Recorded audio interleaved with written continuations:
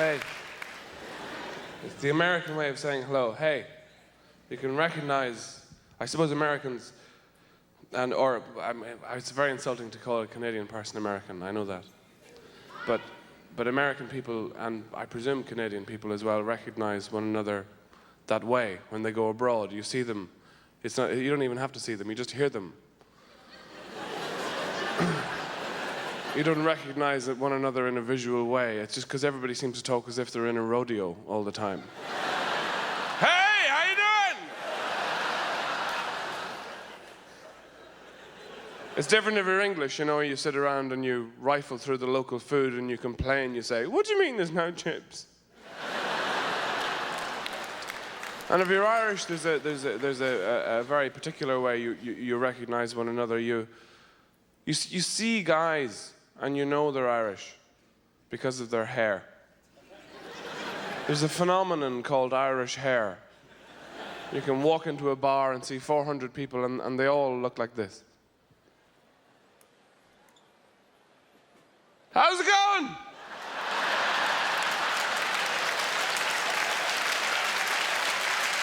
How you doing? I'll have a pint of mud, please. Thanks very much. I used to live with two other guys, and we were very good cooks. We were very hygiene conscious. Well, we were very conscious that our lack of hygiene had created things that had consciousness. And we used to cook two things. The first thing was called cheese thing. And that was where you get something and you melt some cheese over it, and the first one to guess what it is doesn't have to wash up. But that's obviously quite Mediterranean. The other one was less complex. It was just called cheese fantasy. And that's where you come in very drunk at about 5 in the morning, you know, and find an apple and just pretend there's some cheese on it.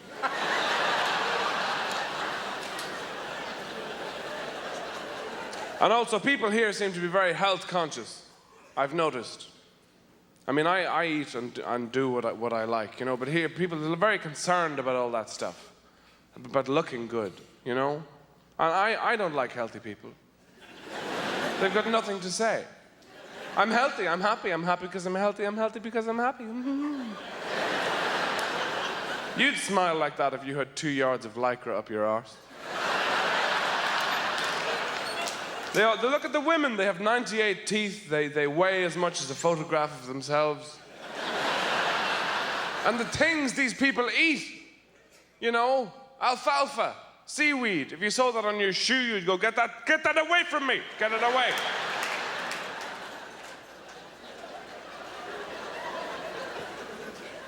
You can't stop yourself getting older.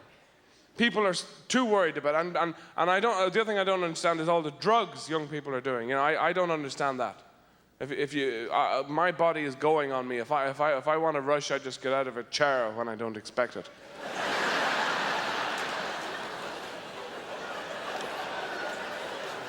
And you know, nobody smokes here. Not enough people smoke here either.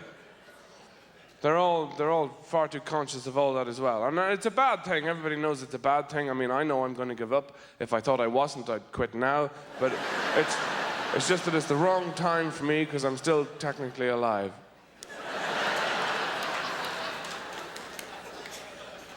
And drinking as well. Everybody's very worried about drinking, you know? But the fact is, if you go out tonight and get completely blitzed, you measure what a good time you had by how much it messes you up. If you meet somebody tomorrow and they'll say, how was it last night? You'll go, it was fantastic. I can't see. I have no feeling on the right side of my body. You should have come, you'd have at least lost an eye. But I'm looking forward to my body going on me completely just so I can be in a restaurant with my son or daughter and lean over every now and again and say, you know what I just did? I just pissed myself. Ha ha ha!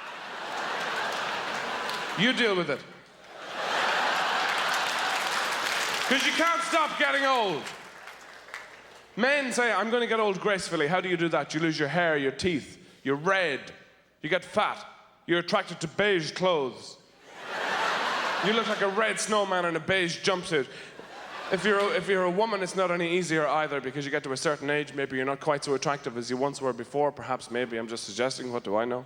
And then you're not so interested in sex or being alive, and then Mother Nature comes along and thinks, what can I do to improve the quality of this woman's life? What is it she needs? What's that magic thing I can give her? What does she want? What can I do? How can I give her some vim, some get up and go? I know, a beard. That ought to perk her up. What can you do then except join a folk band? That's about all from me. Thank you very much. Good night. A bit more Johnny Johnston Unplugged. Have you guys been watching this AIDS documentary on Fox? I think it's called Glee.